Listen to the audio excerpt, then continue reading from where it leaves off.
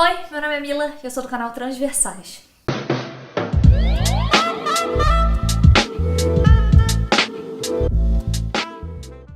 Bom, hoje eu vou falar sobre um seriado que tá bem famoso agora, que se chama em inglês The Handmaid's Tale, e em português seria O Conto da Aia. Bom, em primeiro lugar, Aia significa serva, escrava, né? A gente vê essa palavra muito utilizada na Bíblia. E eu quero fazer uma relação com vocês entre o Conto da Aia e a Bíblia.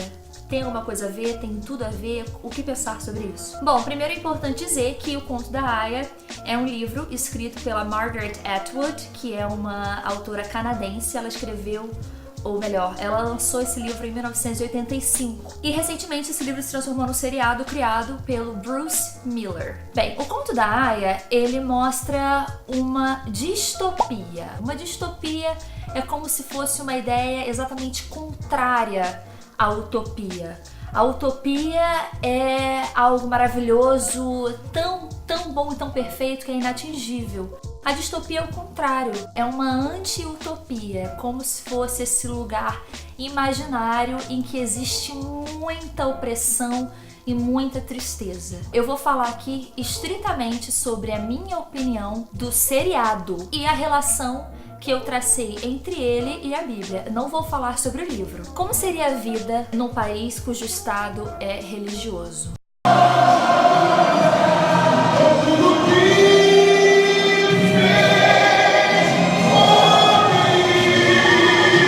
Basicamente, o que acontece no seriado é que um grupo de políticos fundamentalistas religiosos assumem o poder no país e transformam todo o país. O que acontece agora é que os antigos Estados Unidos se tornam Gilead, que seria em português Gileade, e eles instauram uma ditadura, na opinião deles, cristã. Como somos um país cristão, Deus acima de tudo!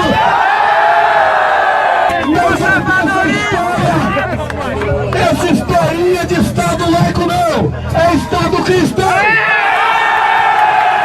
E no momento do seriado, existe uma grande dificuldade em relação à vida, que é a fertilidade. Pouquíssimas mulheres são férteis e existe uma grande dificuldade de reprodução humana. Sendo que agora o governo é teocrático, eles se aproveitam de alguns versículos bíblicos bem específicos e um contexto bem diferente do futuro que é pintado no seriado O Conto da Aia, e eles tentam adaptar para esse novo momento. Por exemplo, pessoal, a gente percebe na Bíblia que era uma coisa comum, no caso de uma mulher não gerar filhos, era comum que ela cedesse a própria escrava, a própria serva, para que, através dela, o marido gerasse um filho. Você pode perceber isso, por exemplo, no versículo de Gênesis 30, de 3 a 6. Eu vou ler para vocês. Então ela respondeu: aqui está Bila, minha serva, deite-se com ela para que tenha filhos em meu lugar,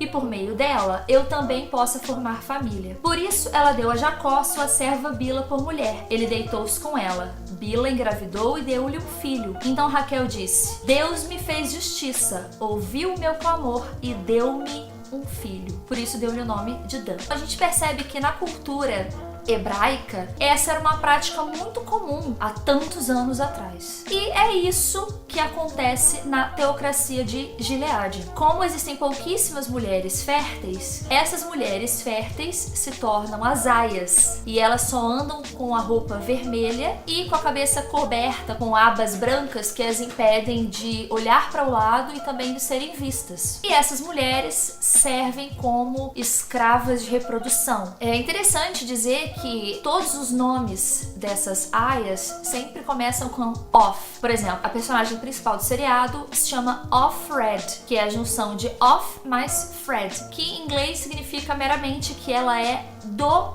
Fred, ela é uma propriedade do dono da casa em que ela vive. Existe esse ritual em que ela se deita entre as pernas da sua dona e acontece uma relação sexual com o dono da casa em que ela está, nessa tentativa de reproduzir para aquela família. Nesse processo de tomada do poder para essa teocracia, a Offred, que antes desse momento teocrático era casada e também tinha filho, ela perde a sua família original, ela é privada da sua liberdade e ela perde até o seu nome, porque ela deixa de ser quem ela era e se torna nada mais do que uma propriedade. Bom, e o principal que esse seriado me fez questionar foi em relação à religião e o governo. Que Deus tenha misericórdia dessa nação. Pelo meu país, por Deus, por minha família. Vigiem, vigiem, vigiem, porque o nosso Deus não é Deus para ficar brincando. E como é importante lutar por um Estado laico para ter garantida a nossa liberdade religiosa, porque a gente sabe que o Estado tem que servir todas as pessoas, independente da crença, da falta de crença, independente de gênero. O importante é a gente sempre caminhar em direção à liberdade e à inclusão de todos. Bom, pessoal, espero que vocês tenham gostado. Um beijo, curta, compartilhe e até o próximo.